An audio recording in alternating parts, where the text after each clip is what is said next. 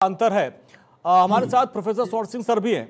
Sir, अब इसको अगर हम विदेश नीति के हिसाब से समझे तो अमेरिका के राष्ट्रपति का कल बयान है कि दोनों मुल्कों में समझौता हो जाएगा, एक बार फिर से वॉर रुक जाएगी। इस तरह के दावे वो करते हैं। वो कह रहे हैं हमने कई जो है युद्धों को रुकवा दिया। तो इस बार ये जो दावा कर रहे हैं इनमें कितनी सच्चाई आपको नजर आ रही है? बिल्कुल उतनी ही सच्चाई जितनी उनके पहले दावों में नजर आती है आपको। वो चुनावों के समय कहते थे कि 24 घंटे में यूक्रेन युद्ध बंद करा दूंगा। अभी 12 या 14 बार कह चुके हैं कि भारत पाकिस्तान में मैंने ही युद्ध विराम करवाया है।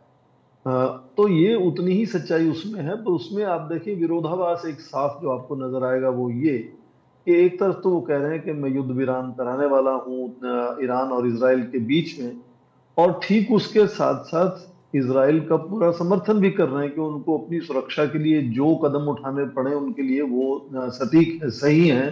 जी। तो यदि पहले से ही आप अपना रुझान इवन युद्ध विराम को लेकर उसमें इस तरह से दिखाते हैं, हालांकि इसराइल के जो रिश्ते हैं अमेरिका से बहुत अलग हैं, जी। वो साफ जाहिर है, ईरान के साथ रिश्ते और तरह के हैं।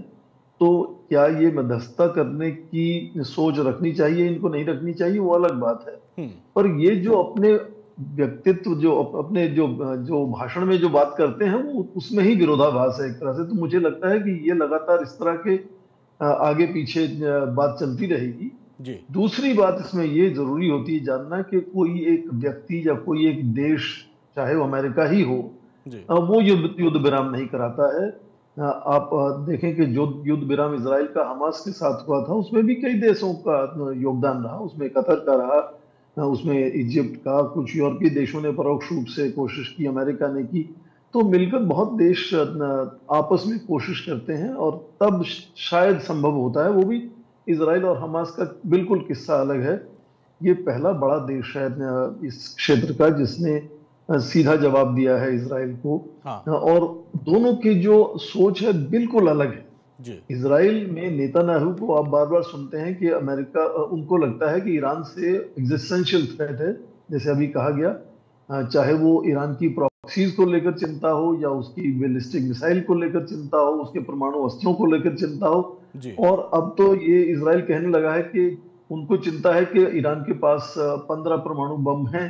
हाँ। जबकि 2 सप्ताह पहले ही इंटरनेशनल एटॉमिक एनर्जी एजेंसी ने कहा कि उनके पास 60% जो है वो एनरिच्ड यूरेनियम 235 है, जो कम से कम 9 परमाणु अस्त्र बना सकता है, भविष्य में जी। बना सकता है। हाँ। ठीक उसी तरह से ही मार्च में तुलसी गबार्ड ने सेनेट इंटेलिजेंस कमेटी को भी ये कहा कि चिंता का विषय है, हाँ। पर ईरान अभी बहुत दूर है अपने न्यूक्लियर परमाणु बम बनाने का। जी। दूसरी तरफ ईरान को देखिए, हालांकि ईरान का रुझान थोड़ा सा सकारात्मक है, वो बातचीत करना चाहता है इस तरह के युद्ध विराम को लेकर। पर वहां भी ठीक है विदेश मंत्री ने साफ कर दिया सर, 3 चीजें आपको थोड़ा जिनकी रोकना उन्होंने। चाहेंगे। बीजेपी